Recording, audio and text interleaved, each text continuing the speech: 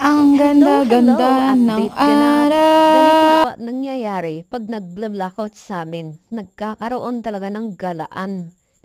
Ayan, kita niyo naman ang laki-laki ng smile ko. Pero kinakabahan na 'yan. 'Di ko lang sinasabi at 'di ko lang pinapakita.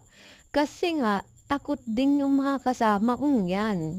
My goodness, tapos bigla na lang pinalakas ni kuya yung takbo. Eh, di sumigaw na lang talaga yung ginawa namin ng ate ko para naman ma-enjoy namin yung feeling na ganito.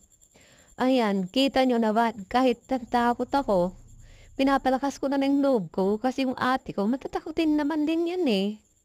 Tapos nag-isdawdan siya. Ayan, kita niyo kahit maganda yung panahon, pero yung alon, ayan, ang laki-laki.